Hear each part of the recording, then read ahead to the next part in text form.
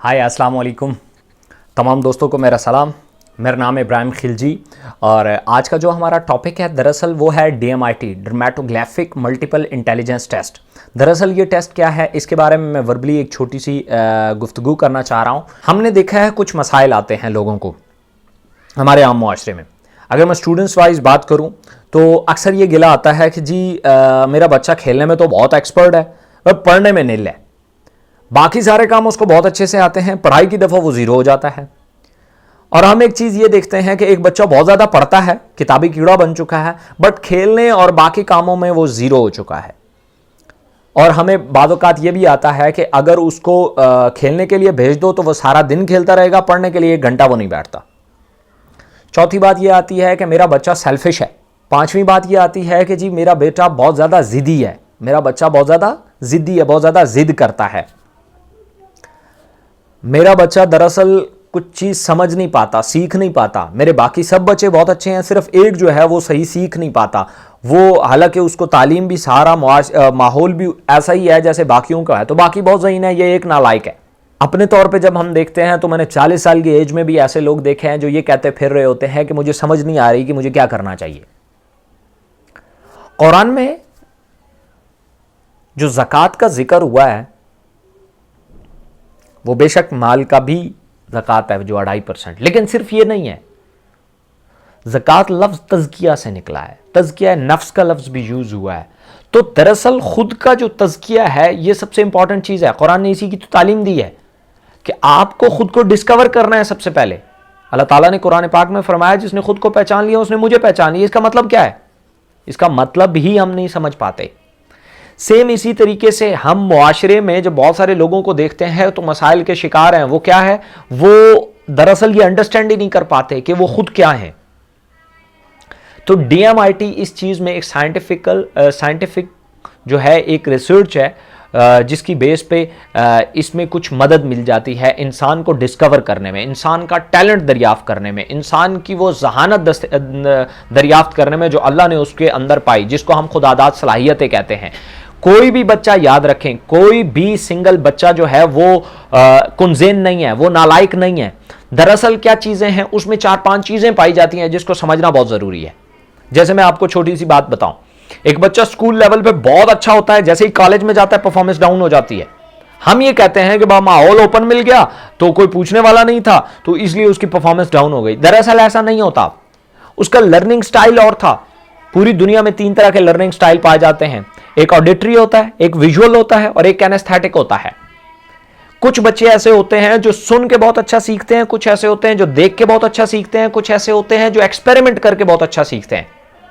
आप एक बात बिल्कुल अपने इर्द गिर्द ऑब्जर्व करेंगे कि जो बच्चे स्कूल में बहुत अच्छे होते हैं वो विजुअल लर्नर, जैसे फर्स्ट किया अगर वो विजुअल लर्नर है तो वो स्कूल लेवल पे बहुत अच्छे होंगे और जैसे ही वो कॉलेज में जाएंगे उनकी परफॉर्मेंस डाउन हो जाएगी। वजह क्या है? वहां ऑडिटरी मतलब उनकी अगर ऑडिटरी जो स्किल है वो नहीं है उस लेवल की तो क्या होगा? वो जैसे ही कॉलेज में जाएंगे वहां तो सुनना पड़ता है लेक्चर, उनकी परफॉर्मेंस डाउन हो जाएगी। इसी तरीके से आपने देखा होगा कि एक बच्चा पढ़ने में तो नालायक है बट काम करने में या खेलने कूदने में या कोई एक्सपेरिमेंट करने में बहुत एक्सपर्ट है। उसको जब आप स्कूल की लैब में भी छोड़ेंगे तो वहां पे बड़े कमाल के रिजल्ट देगा, बट पढ़ते हुए वो इतने नंबर नहीं ले पाएगा। उसकी बेसिक वजह भी यही लर्निंग स्टाइल होता है। इसके अलावा पूरी दुनिया में 4 तरह के थिंकिंग स्टाइल होते हैं, सोचने का, कि एक बच्चा, ये एक इंसान खुद बड़ा आदमी कैसे सोचता कैसे है। एक वो लोग होते हैं कॉग्निटिव थिंकर जिनको कहा जाता है जो खुद को सामने रख के सोचते हैं और कोई भी डिसीजन लेते हैं, और एक वो होते हैं जो लोगों को सामने रख के सोचते हैं और कोई भी डिसीजन लेते हैं। तीसरा वो होता है जो बिल्कुल out of the market, out of the box सोचते हैं, वो अक्सर डिस्कवरर भी होते हैं। और कुछ ऐसे होते हैं जो मुआशरे के बस साथ रिफ्लेक्टिव थिंकर होते हैं, मुआशरा जैसे चल रहा है बस उसी के साथ साथ चल पड़ते हैं। अब इसी तरीके से जो पर्सनैलिटीज हैं वो अलग अलग हैं। जैसे दुनिया में 4 तरह की पर्सनैलिटीज पाई जाती हैं, डोमिनेंट, इन्फ्लुएंट, कंप्लेंट और स्टडी। डोमिनेंट पर्सनैलिटी वो होती है, ये छा जाने वाले लोग होते हैं, ये रिजल्ट सीकर होते हैं, इनकी बहुत सारी स्ट्रेंथ होती है, इनको तशबीह दी जाती है शाहीन से। शाहीन की जो क्वालिटीज हैं, जो नेगेटिविटीज हैं वो इस इंसान में पाई जाती होंगी। जैसे वो ये रिजल्ट सीकर होते हैं, रिवर्स थिंकर होते हैं, लो इमोशनल अटैचमेंट रखते होते हैं, ये अपने इंटरेस्ट का कोई भी काम करते हैं तो पूरा दिलजोई से करते हैं और मगन हो जाते हैं इसमें और रिस्क टेकर होते हैं। इसी तरीके से इनकी नेगेटिव बातें भी होती हैं, जैसे ये सेल्फ एस्टीम का इनका प्रॉब्लम होता है, अना का मसला। इसी तरीके से गुस्से के बहुत तेज होते हैं। इसी तरीके से दूसरी पर्सनैलिटी है इन्फ्लुएंट। आपने बहुत सारे लोग देखे होंगे, इनको मोर से तशबीह दी जाती है, पीकॉक से। आपने बहुत सारे लोग देखे होंगे, वो जहां बैठते हैं लोगों को अपनी तरफ अट्रैक्ट कर लेते हैं और बड़ा माहौल बना लेते हैं, बड़े हाजिर दिमाग होते हैं, बड़े टॉक्टिव होते हैं और बड़े जुगतबाज होते हैं, हंसमुख होते हैं। लेकिन उनकी नेगेटिव चीजें भी होती हैं। 40 साल की एज में भी बच्चा जाग जाएगा उनके अंदर और किसी महफिल में, अच्छी महफिल में, संजीदा महफिल में ऐसी बात मुंह से निकाल देंगे कि उनकी सारी जो पर्सनैलिटी है वो डाउन हो जाती है। इसी तरीके से वो हर चीज, हर सीरियस मैटर को भी मजाक में ले जाएंगे। ये उनकी नेगेटिव चीजें होती हैं। तीसरी पर्सनैलिटी है जिसको कंप्लेंट पर्सनैलिटी कहा है, इसको उल्लू से तशबीह दी जाती है। उल्लू दुनिया का चालाक तरीन परिंदा है। अब ये अगर पॉजिटिव हो तो ये दूरअंदेश मुफक्किर कहलाते हैं और अगर ये नेगेटिव हो तो ये बड़े साजिशी कहलाते हैं। बड़ी बड़ी साजिशें घड़ते हैं, ठंडे मिजाज के होते हैं, आराम से डिसीजन लेते हैं। इसी तरीके से स्टेडी पर्सनैलिटी होती है, उसको डव से, फाख्ता से तशबीह दी जाती है। ये वो लोग होते हैं जो कोई भी डिसीजन लेते हुए एक तो आराम से लेंगे, दूसरा ये सीधे साधे होते हैं। ये दुनिया को भी सीधा साधा ही समझते हैं और सीधी बात सुनते हैं और सीधी करते हैं और सीधी ही समझते हैं। और इनका लो प्रॉब्लम ये होता है, नेगेटिव साइड ये होती है कि अगर इनको थोड़ा सा दबाया जाए तो अपना हक ही छोड़ के चले जाते हैं। तो ये पर्सनैलिटीज़ हैं। सबसे पहले आपको तो ये समझना है कि दरअसल आप किस पर्सनैलिटी से ताल्लुक़ रखते हैं। उसी की फिर स्ट्रेंथ होती है और उसी की फिर वीकनेसेस होती हैं। उसी वीकनेस के ऊपर आप काम करें तो आप और आपका बच्चा बहुत बड़ा दिमाग बन सकता है। आप उसके लर्निंग स्टाइल को जब पकड़ेंगे कि दरअसल उसका लर्निंग स्टाइल क्या है, वो सीखता किस तरीके से ज्यादा अच्छा है, उसी के ऊपर आप फोकस करेंगे, आपका बच्चा नालायक नहीं होगा। इसी तरीके से जब आप उसका सोचने के अंदाज को मैटर करेंगे तो वो कभी जिद्दी या सेल्फिश नहीं होगा। जैसे फर्ज किया एक बच्चा है, वो हर चीजों के ऊपर कहता है कि जनाब ये मेरा है, ये मेरा है, ये मेरा है, ये भी मेरा है, ये भी मेरा है। तो उसका बेहतरीन, अगर उसको किसी चीज पे लगा हुआ है, आप उसे रोकना चाहते हैं, आप ऐसे उसको नहीं रोक सकते। या तो उसे मारना पड़ेगा या वो जिद करेगा। उसका बेहतरीन तरीका ऐसा होता है कि उसको रिफ्लेक्टिव कोई चीज दे दें, उसको कोई नई चीज ला के दें जिसमें उसका इंटरेस्ट है। वो छोड़कर उसके साथ खेलना शुरू कर देगा जो वो नई चीज होगी। अब आपका काम भी हो गया, उसने जिद भी नहीं की और वो समझ भी गया, और ये बेहतरीन तरीका है। इसी तरीके से इस DMIT टेस्ट की मदद से हम आपके इस बच्चे को या आपको सब्जेक्ट वाइज और फील्ड वाइज गाइड करते हैं। बहुत सारे लोग रॉन्ग चॉइस ऑफ सब्जेक्ट का शिकार होते हैं, रॉन्ग चॉइस ऑफ फील्ड का शिकार होते हैं।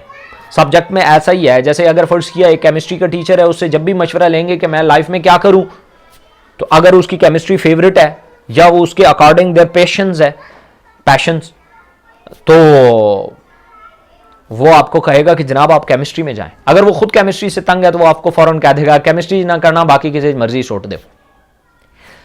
आपने दरअसल आपका बच्चा अल्लाह ताला की तरफ से बिल्कुल ही मुख्तलिफ किस्म की ज़हानत लेके आया है और उसी के मुताबिक उसको जो फील्ड है या सब्जेक्ट है वो सजेस्ट करें, जिसमें क्या होगा, उसको पोटेंशियल एनर्जी मिलेगी।